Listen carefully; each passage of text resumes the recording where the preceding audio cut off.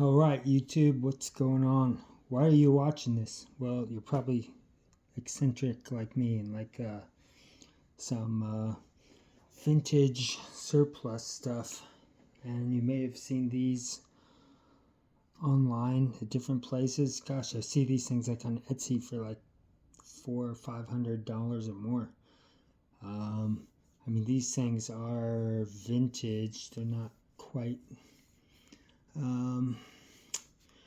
would I say antique, because antique is 100 years old. They might be antique, but regardless, I really don't think they're worth that much with how many are out on the market right now.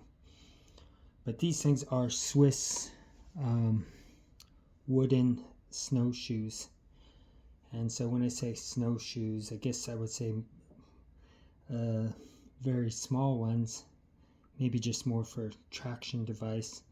They're very packable because they are so small that they can fit inside of a pack, or like the Swiss would do is just tie it on the outside of your pack. Let's take a closer look here. So when I say small, you know, when you see pictures of these online, you're thinking maybe they're bigger than they are. I know they give the dimensions, but I couldn't really visualize that because you don't see it by, you know, scale the way that they're displayed.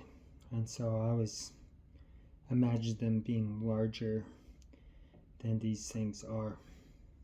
So let's do some measurements. So we have like 13.5 inches approximately length, and then on the widest part in the front is 9 inches, maybe 8 3/4. The depth on these is pretty, it's only like 1 inch when you count this bar right here. So take a look here. You got some studs driven into there, and you see that these things have been sharpened at irregular, you know, they just filed these down and got some sharp edges on there. I think that's kind of cool.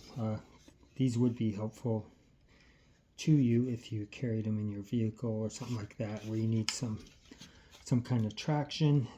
They would help a little bit in snow, like hard packed snow. Great. I wouldn't go in any deep powder snow with this. I mean, it's going to be better than just your boots or shoes by themselves, but obviously just by the size of these, you don't have a huge footprint. But that's what's great about these two. They're not these ginormous snowshoes, you know, even the newer type that are composite metal or what have you. And they sure look cool. Maybe you're gonna put it on your wall or something like that. It'll look cool. Now I got these from Coleman's military surplus, and I don't get any money from them, by the way. They don't pay me, they don't give me anything, but they were selling these for $17.49 or $17.50, which I thought, what the heck, I'll just take a look at them. I think they were selling them originally for like $70, and if you look these up on Google, you'll see a lot of places selling these in the hundreds. Which I think is kind of ridiculous, but you know, maybe if you had like a virgin ones never touched or something like that, but you know, you can make these yourself. There's even a video on YouTube where a guy makes these from plywood.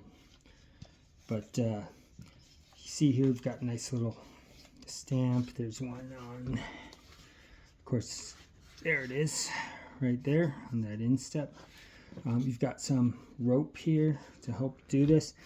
Now, when I lace this up, I don't know how you're supposed to tie these up. So this is my educated guess. So what I know is that this is where your heel goes, and that's why you've got this bar here to help prevent your foot from sliding forward. You can see it also widens very slightly in your foot, the front of your foot. And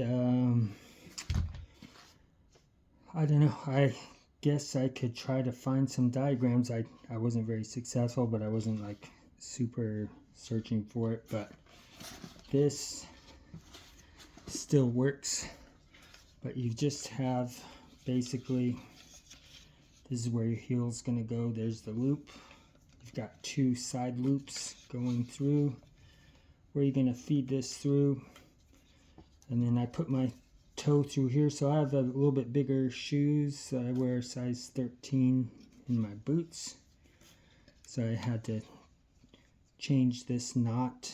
I'm assuming that the previous owner decades ago adjusted this to fit his boots perfectly.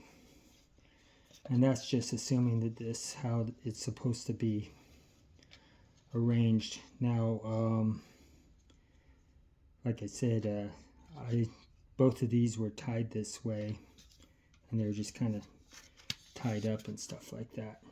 But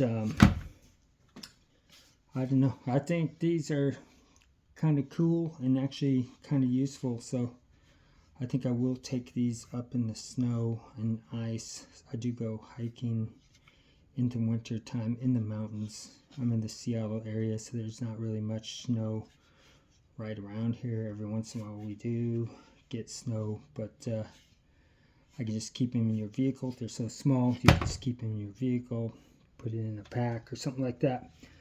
But if you guys have any comments or questions, or if you know exactly how you're supposed to lace these things up, tie them up, that would be even better.